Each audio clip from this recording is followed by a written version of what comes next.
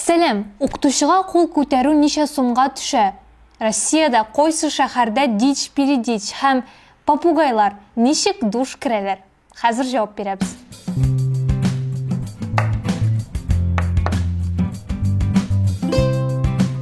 Google тәрҗемәчегә берничә яңа тел өстәлде. Алар арасында татар теле дә бар. Хәзер татар теленнән һәм татар теленә тәрҗемә итәргә була. Google тәрҗемәчегә соңгы тапкыр 4 ел элек яңа телләр өстәгәннәр.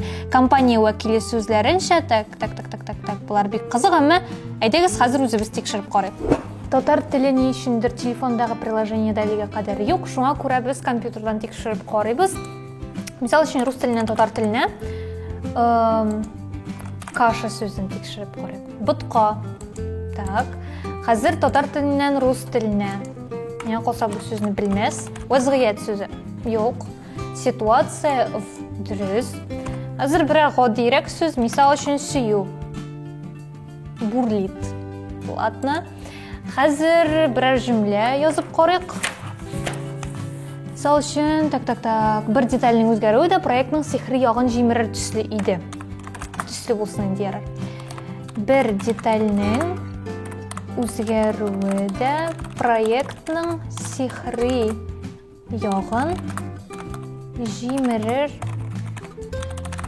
төсле.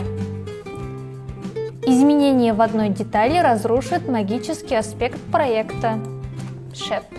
Хәзер рус теленнән татар теленә.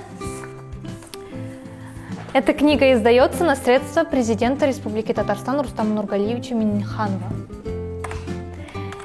Эта книга издается на средства президента Республики Татарстан Рустама Нургалиевича Минниханова. Беренчел вариант дөрес. Так, хәзер рус теленнән татар теленә. Бу китап Татарстан Республикасы президенты Рустам Нургалиевич Минниханов исәбенә бастырылды. Рустам Нургали улы Минниханов дип әйтсә, тагы да шәбрәк булачак. Гомумән алганда, шактый сыйфатлы һәм җөмләләр чагыштырмача төзек, дөрес формалаштырылган нәрсә дип әйтим, шәп. Тикшердек, хәзер студияга күчәбез. Песиләргә ветеринарга барганда стрессны җиңелрәк кичерергә махсус музыка ярдәм итә ала икән. Америкадагы ветеринар медицина мәктәбе галимнәре шундый нәтиҗәгә килгән. Песиләр өчен музыканы тәүге тапкыр Америка галиме Дэвид Тей язган. Әлеге музыканың нигезендә псинең кичкенә вакыттагы сөт имгән чактагы тавышы һәм мырылдау ята икән. Һәм вокаль диапазонга килгәндә ул кешеләрнекенә караганда 2 октавага югарырак. Миңа калса, иң беренче чиратта табибларга барганда тынычландыра торган музыка псиләргә түгел, кешеләрнең үзләренә кирәк. Бу инде композиторлар калагына. Балаларның укытучыларга карата тупаслык һәм әдәпсезлекләре өчен ата-аналарны җәзага тарта башларга мөмкиннәр. Гомум Россия укытучылар профсоюзы мәгариф турындагы федераль законга һәм административ хукук бузулар турында кодекска үзгәрешләр кертергә тели. Алар укытучыларга карата әдәпсез мөнәсәбәт күрсәткән балаларның ата-аналарын штрафка тарта башларга тәкъдим итәләр. Штраф якынча 3000 тирәсе булачак. Әмма бу әле укытучыга каршы эндәшү һәм аның сүзен тыңламау очрагында гына. Ә инде укытучыга физик зыян китерелсә, штраф 5000 тирәсе булачак. Дәүләт Думасының мәгариф һәм фән комитетында бу яңа тәкъдимне инде тикшерә башлаганнар. Шактый шәп һәм кирәкле бер һәм инде бу күптән кирәк иде. Казанда дизайн белән проблемалар. Артемий Лебедевка Energy радиосында эфирда чакта тыңлаучыларның берсеннән шундый сорау килеп төшә. Россиянең кайсы шәһәре дизайн ягыннан дич белән истә калды? Иң коточкыч дич мөгаен Казандадыр дип җавап кайтара Артемий Лебедев. Анда прям дич-передич булгалый кай вакыт. Дизайнерның Казанның тәнкыйтьләве инде тәүге тапкыр түгел, ул кайчандыр Дубравна метро станциясын Рудольф Нуриевка куелган һәйкәлне бетереп ташлаган иде. Әмма бу урында танылган дизайнер белән килешәсе килми, чөнки архитектура ягыннан, дизайн ягыннан Казан шактый зауыклы һәм матур шәһәр дип әйтергә кирәк.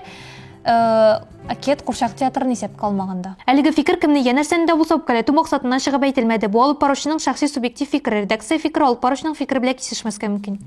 Башкортстанда 11 яшьлек блогер экология өчен көрәшә. 11 яшьлек Матвей үзенең авылын чүп-чардан арындыра, күмәк өмәләр оештыра һәм өлкәннәр белән әхлакый әңгәмәләр алып бара. Шулай ук Матвейның җиңүләре арасында тиешсез урындагы 2 чүплекне ябуны да әйтеп үтәргә кирәк.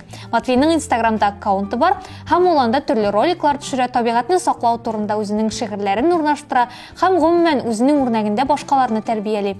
Бу урында Матвейның сүзләрен цитата итеп китерәсе килә.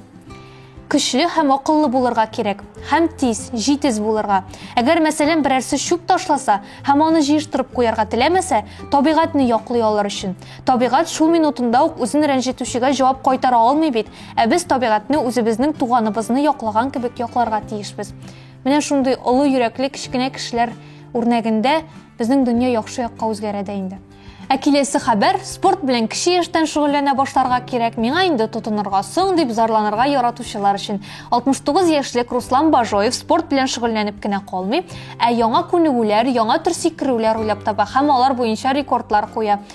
Иң кызыгы, әлеге ир-ат спорт белән ныклап торып 47 яшендә генә шөгыльләнә башлаган. Ә хәзер аның сыгылмалылыгына, осталыгына исем китәрлек. Димәк, нәтиҗә бик гади.